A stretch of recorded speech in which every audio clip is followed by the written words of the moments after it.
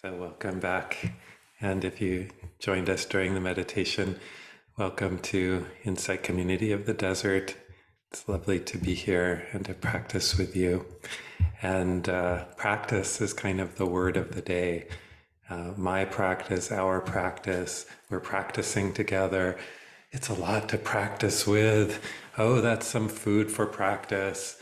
And I wanted to talk about what is being named in this word practice, why we practice, and also the really important question, how am I relating to my practice? Because we know relationships are important. The energy that we bring to any intention we have shapes the unfolding of our efforts. So the energy of how we relate is really key to not only enjoying our practice, but having a practice that feels supportive and effective. So when we come into community like we did today, to meditate, to learn, to share, we've made an important choice to show up for ourselves and to show up for each other. And every time we show up through this kind, open awareness, we're making a choice to show up for our actual lives right now, how we are right now, how life is unfolding in this moment, not some fantasy life. We're actually showing up for what is real and prizing that. Showing up with attention to what is unfolding right here, right now, with receptivity, with an attitude of openness, of listening. This is the heart of practice. There's a beautiful collection of the Buddha's sayings in verse form called the Dhammapada, and many of us know this as one of our go-to Buddhist texts. And in one place in the Dhammapada, the Buddha says, better it is to live one day wise and meditative than to live 100 years in ignorance. Better it is to live one day wise and meditative than to live 100 years in ignorance. Because if we're living in ignorance, we're not really alive. So when we talk about my practice or our practice, we're talking generally, in a general way, about these repeated acts of mindfulness that gradually incline the mind and heart in the direction of peace and wisdom and compassion. And then we're also talking specifically about mindfulness practices like mindfulness of the body and breath, our states of mind, practices like loving kindness, forgiveness, compassion. And some of us may not particularly identify with this phrase, having a practice, particularly a formal practice. Maybe we aren't able to meditate every day or don't wish to, maybe not even very often at all. And maybe that word or idea, practice, is sort of alienating or daunting in some way, like, oh, must I have that? Maybe you just like to sit quietly with others. And that is a beautiful thing in and of itself. And it's said that we're always practicing something. We're constantly creating, sustaining, changing our habits of mind and body through our intentions and the results of those intentions, the actions that we take.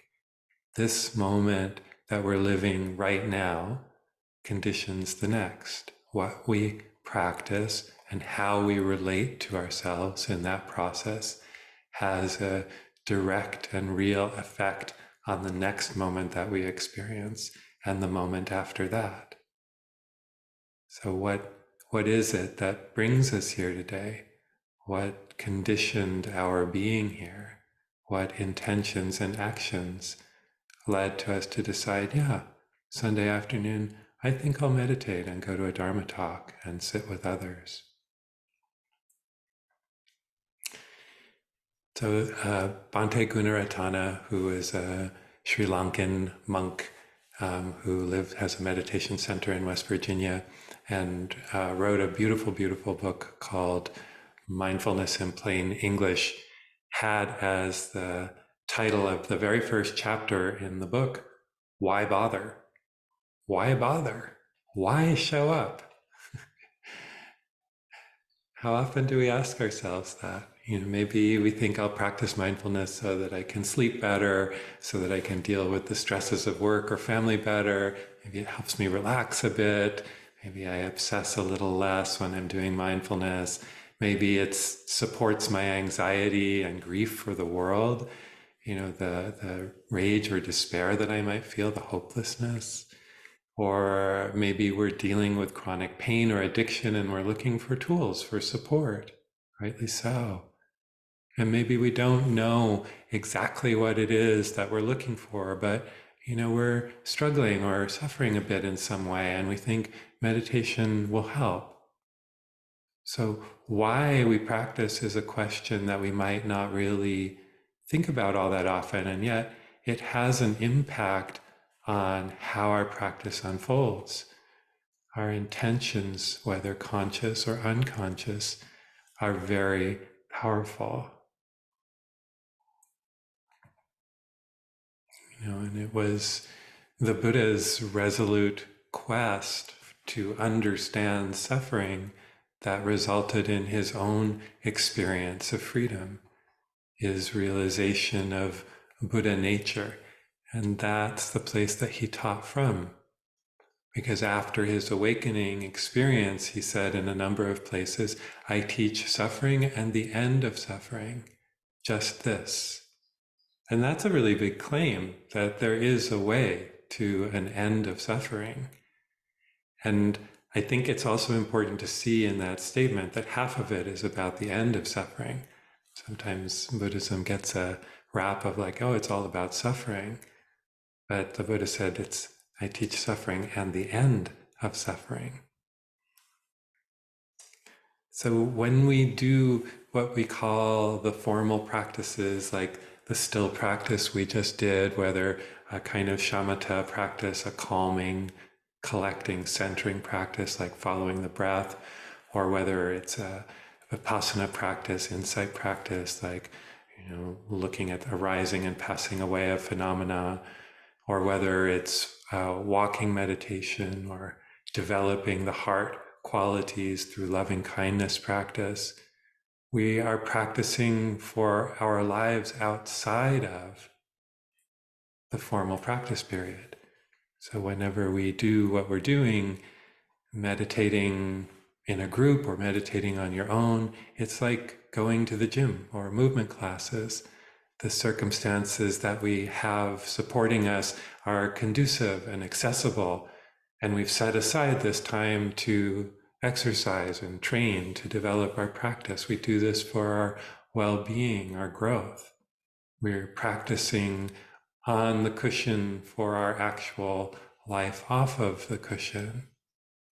So we may set aside times for practice, but all of life is an opportunity for practice if we look at it that way. Whatever we bring mindfulness and openness to becomes rich. The smallest detail of our lives. Thich Nhat Hanh was big on washing the dishes and just washing the dishes, or brushing your teeth, or watching a rabbit sensing her surroundings, or the detail of a smile, or just being quiet and knowing what we're experiencing. Whenever we pay attention, that moment expands and becomes rich and full, paying attention without judgment, living a day mindful and aware. Better it is to live one day wise and meditative. And we might even say, better it is to live one moment of each day wise and meditative than it is to live 100 days. I don't know what the ratio is to what the Buddha said, but you get the idea. It's like we're really alive when we're paying attention. The moment becomes rich and full and there for us because we are there for it. So this thing, this practice that we talk about is about waking up to now, engaging this very life with greater and greater sensitivity and honesty. Tanisaru Bhikkhu, monk in San Diego, says, if I'm living in a world of delusion, then reality is a danger to me. If I'm living in reality, there's nothing to threaten me. So the second part of that could be a whole Dharma talk in and of itself, and I think it should be. How is it that there's nothing to threaten me if I'm really living in reality? But right now I want to focus on if I'm living in a world of delusion, then reality is a danger to me. Because we aren't in line with what is, and our bubble, our delusions are constantly burst and rubbing up against reality. Practice isn't an end in and of itself, it's a tool that helps us relate skillfully, intentionally to whatever's rising in this moment, the painful, the pleasant, and the neither painful nor pleasant. A lot of our life is in neutral, so we need to pay even more attention to those quiet moments. There are a lot of quiet moments in life. And as we do that, maybe we start to see our habitual stories and reactivity, the grasping or the pushing away of what we like or don't like, the arguing with life, the thoughts that we take as ours that are really just suggestions, the secretions of the mind, as Beth Mulligan called them, or the trains going somewhere that we may or may not want to go. Do I have to get on this particular train just because it pulled out of the station of my mind? No, we don't. So we don't practice in order to be comfortable, although feelings of comfort often come up when we meditate and get still, but we practice clearly, we practice to see clearly what the contents of the moment are and how we are relating to this moment. And hopefully being able to access the space to change our behavior or patterns or view. We're making a shift in where we look for happiness. Is it really in the places that we think it is, that we've been told it will be? Is it where our culture says it will be?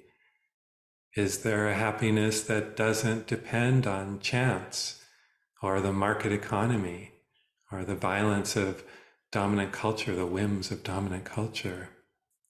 Is there a happiness that can come from within? And does our path of practice lead toward happiness? Well, each of us gets to answer that for ourselves.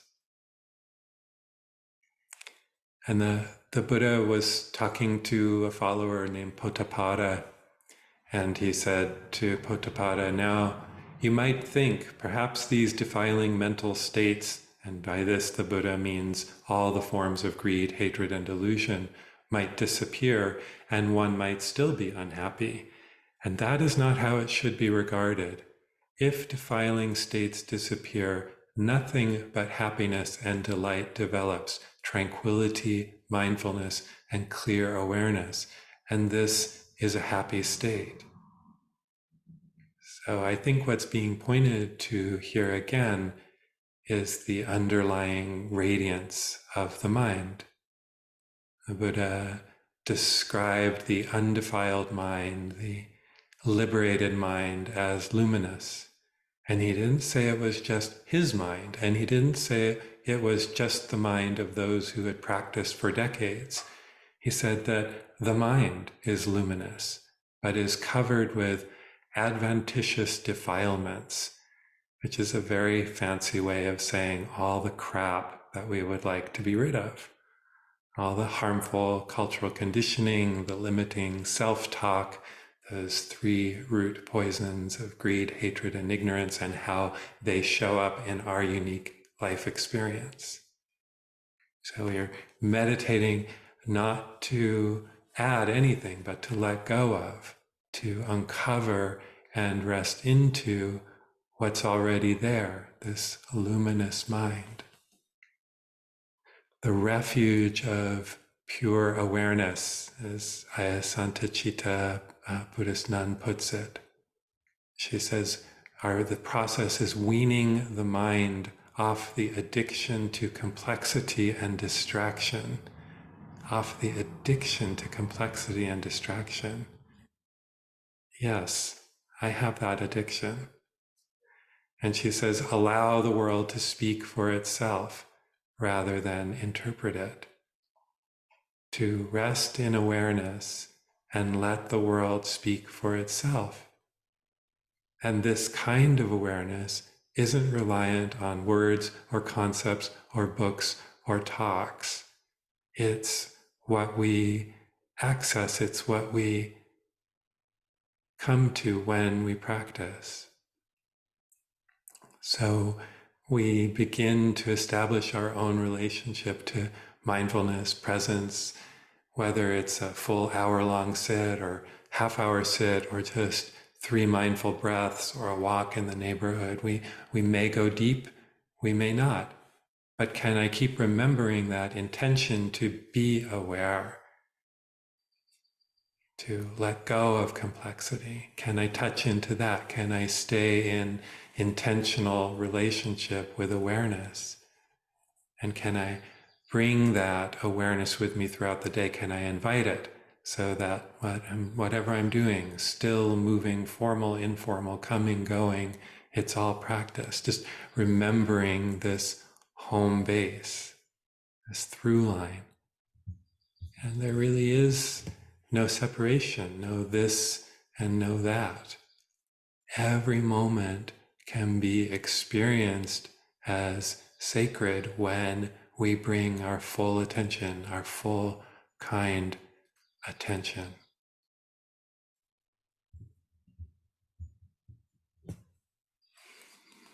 So just for a moment, a couple of minutes, let's just take a little stillness break. Maybe taking a few breaths if you'd like. And allowing the eyes to close if that's comfortable for you.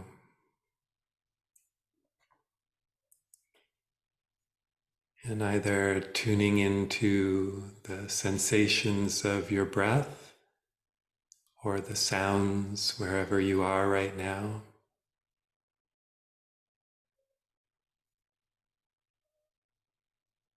Just simply breathing and staying with this moment.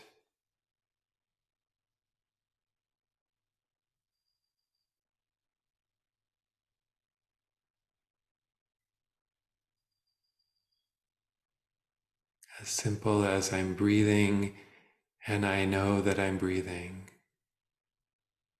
Or there's sound and awareness of sound. Or thought or touch. Just this moment right here. Nothing needs to be added.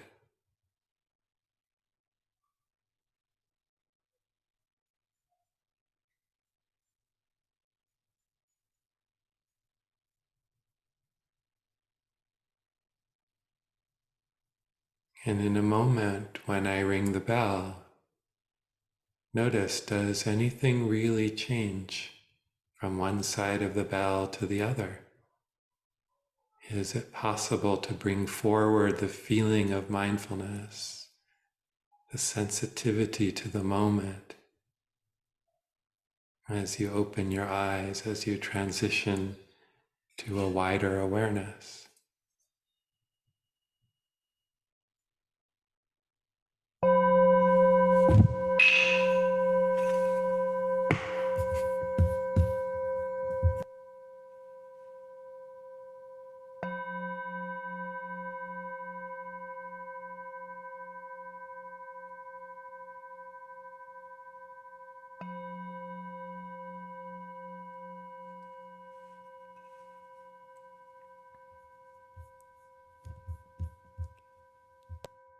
So you might experiment with that practice this week if you are doing still meditation or sitting in the morning, and just notice when the timer on your phone rings or you're disturbed and it's time to move.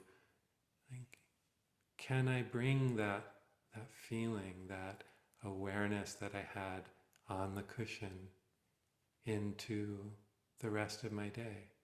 Can I bring that along with me? Can the sound of the bell be an invitation to continue rather than to end? So this is the practice of the pause, this waking up again and again, coming back to the sacred moment. What is this moment really like? And am I allowed to be here in this moment? Can I be this aware? And we can wake up to this moment at any time, just remembering with just a few breaths, 3 breaths, or even 1 breath. So a strong motivation for what we do is a longing to understand, a sense that there is something to be known, to be realized, to be uncovered, to be remembered, something deep and true. Or a sense that maybe we haven't been telling ourselves the truth, or that the culture that we're embedded in is not telling us the truth. One of my friends who teaches Dharma had an enormous amount of instability and neglect in his childhood and young adulthood. And he told me that when he encountered the Dharma, the Buddha's teachings, it felt like the first time in my life that I wasn't being lied to. First time in my life that I wasn't being lied to. And that resonated so much. When I first started practicing, I began to realize that I could let go of the idea that the world should somehow conform to my ideas of right and wrong, or that if I thought a certain way, the world would change. And instead I started paying attention to how I could live in a world that contains these joys and sorrows. Can I live with life as it is? Can I stop lying to myself, stop deluding myself, or at least begin that process? So reflecting on that question sometimes, why we practice, what is it for you? And it can be helpful to ask ourselves that question with new ears, to listen to what might bubble up. One of my teachers invites his students to begin every meditation period with asking themselves that question, why am I doing this? And it's not something anyone can answer for you, of course. I pose this question to myself almost every time I sit, and I see what comes up, and it's not always the same. Why I'm doing it today may not be why I did it yesterday. And there may be even an intuitive sense, the answer to why I practice may not be in words.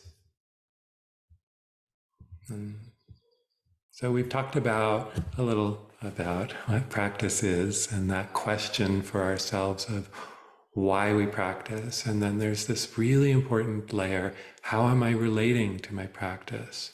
So I started the meditation with that question, or that invitation from Sylvia Boorstein, may I meet this moment fully? May I meet it as a friend? Can I relate to my practice with the qualities of friendship, kindness, patience, encouragement, truthfulness, with love? Even with love. So Joseph Goldstein reminds us, where there is a practice, there is a relationship to practice. Even if we aren't conscious of it, there's a relationship. There's so many lenses through which to contemplate this question. How do I relate to my own practice? So I wanted to take a moment or two to look at a few qualities, specifically qualities of a friend. And the first one that came to mind was patience. Am I relating to my practicing self with patience? There's no timeline in the practice, no measurements that in 1 week you should be here and 6 months there. And if you aren't enlightened in 5 years, well, then forget it. This can be difficult to allow. And metrics are so stressed in the world. But in my own experience, the practice and results of practice, wisdom, and the opening of the heart that we might call progress doesn't unfold on a timeline. And so one of the things that I've noticed to ask myself when I'm sitting is, am I waiting for something?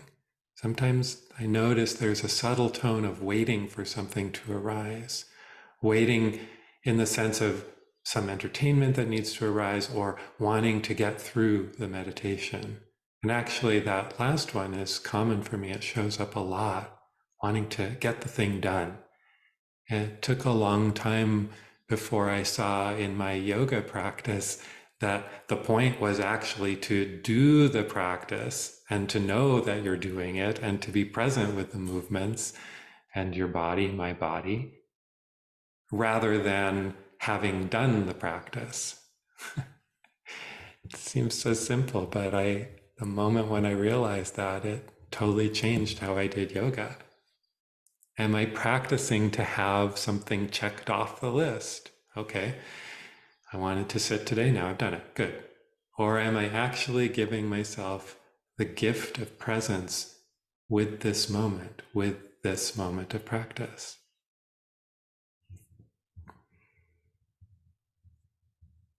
And how about kindness? Am I relating to my practice with, and my experience as I engage the practices with kindness?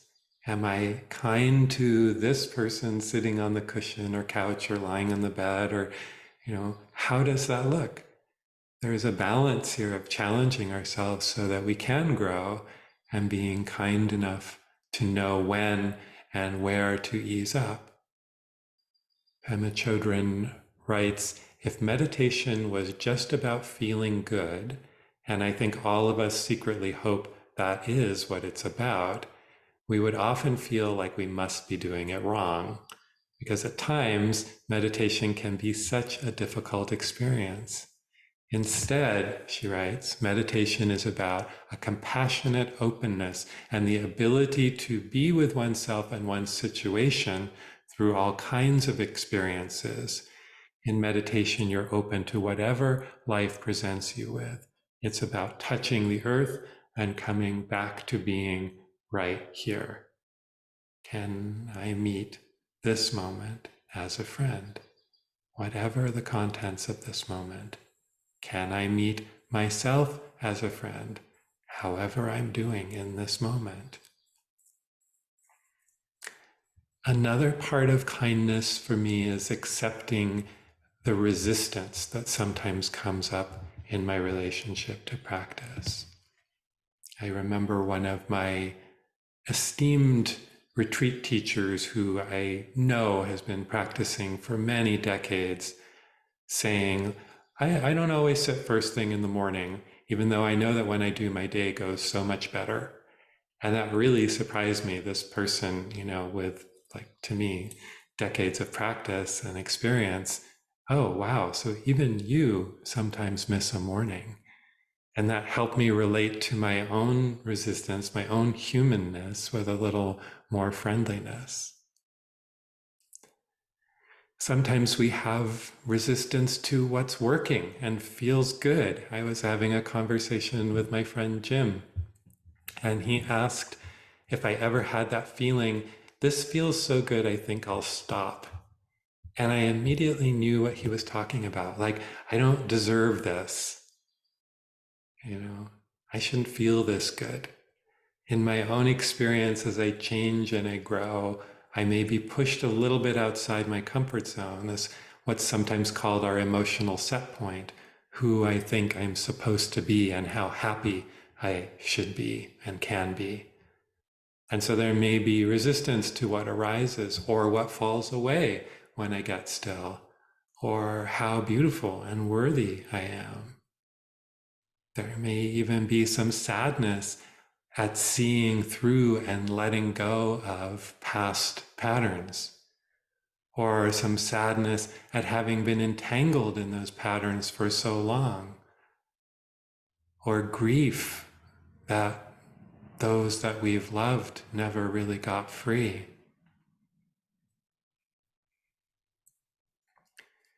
So letting go of a static sense of self. Sometimes this is joyous and sometimes it can be difficult. Often we're letting go of something or ways that were old and familiar. Who am I if I'm not who I always thought I was? And this is, again, where relating to whatever is arising, even to resistance, with patience, with kindness, is really important. Knowing, accepting, even the tendency to resist, it's not wrong. It's just an expression of trying to protect ourselves in some way. And it lessens over time.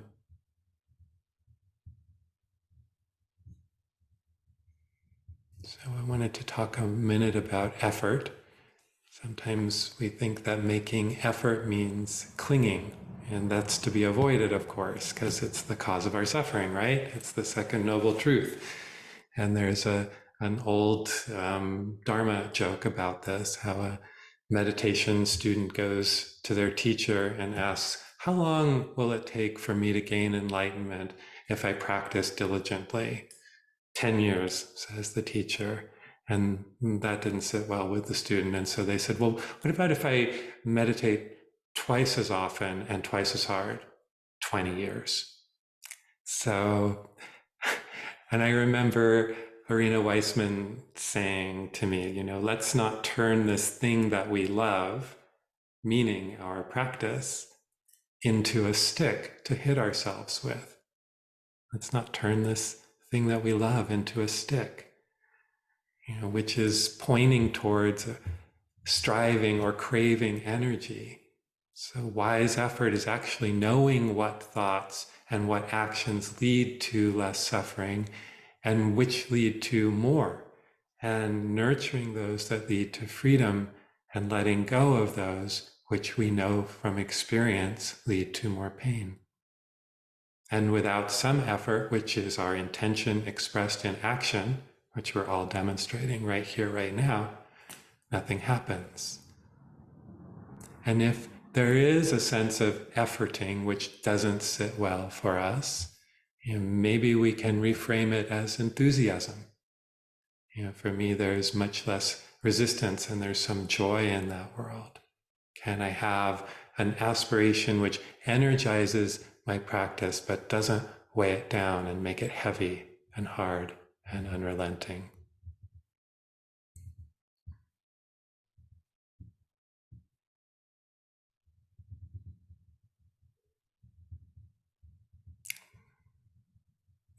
And then what about how we relate externally? Sentient beings are numberless. I vow to save them, that bodhisattva vow. Is my practice just about me? Do I believe that it is? Do I have a secret fear that it's all just selfish, indulgent? It's not just about me. It's about something much bigger. When I begin to see through the concept of a separate self, when my practice leads me to challenge the places of unfairness and injustice in the world and the places of bias that separate me from others. So Tanasaru Bhikkhu again, who I quoted earlier, wrote, people sometimes ask, with all the evil out there in the world, with people willing to kill in order to maintain their power and wealth, how can you sit here with your eyes closed? There are two answers to that.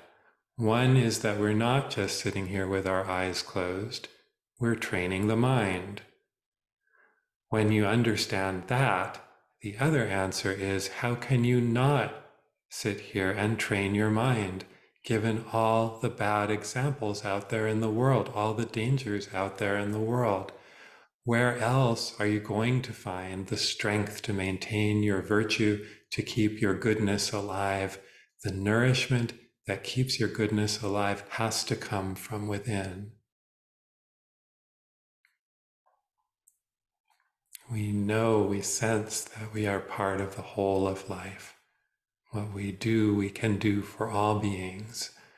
Our practice can be an offering of kindness to all beings.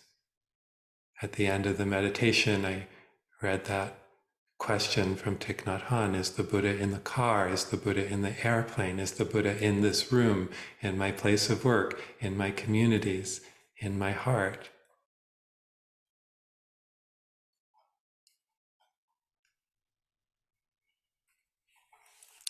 Angel Kyoto Williams, who's an African-American Zen priest and teacher, says the aim of mindfulness isn't just let's have stress reduction for the sake of it. The aim is to reduce the noise of the mind that disables our ability to see clearly and therefore be able to respond effectively to the world around us.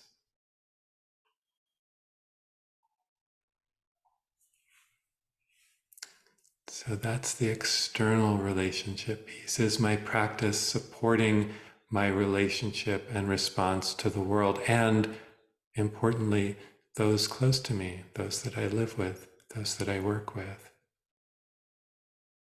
So we have the shamatha, the calming practices that allow us to see clearly, the insight, and then that insight allows us to act compassionately and wisely and skillfully in the world. So we are awakening from the dream of separation.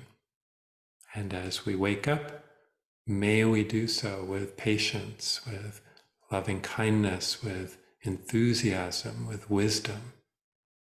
May we leave no one out of our practice. And may our practice be for healing ourselves and our world.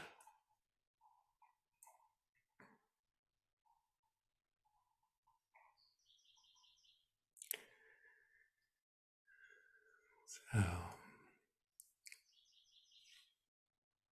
just wanting to check in and see how that might land for you, or any questions or thoughts about how you relate to practice that you might like to share. So if you would, just please unmute yourself. So I want to just thank you for being here and supporting each other, and invite you to our half day, May 11th, and in person at the Meisel Center, and invite you to all of the practice opportunities that we have, and invite you to ask yourself that question, why am I practicing? And what is my relationship like to my practice and to my practicing self? So, okay. So I'm going to close with a poem by the Persian poet Hafiz, and it's one of my favorites. Now is the time to know that all you do is sacred. Now why not consider a lasting truce with yourself? Now is the time to understand that all your ideas of right and wrong were just a child's training wheels to be laid aside when you can finally live with veracity and love. Now is the time for the world to know that every thought and action is sacred, that this is the time for you to compute the impossibility that there is anything but grace. Now is the season to know that everything you do is sacred. All right. Thank you, dear friends, and May you have a beautiful week and a beautiful relationship with your own practice. All right. Take care.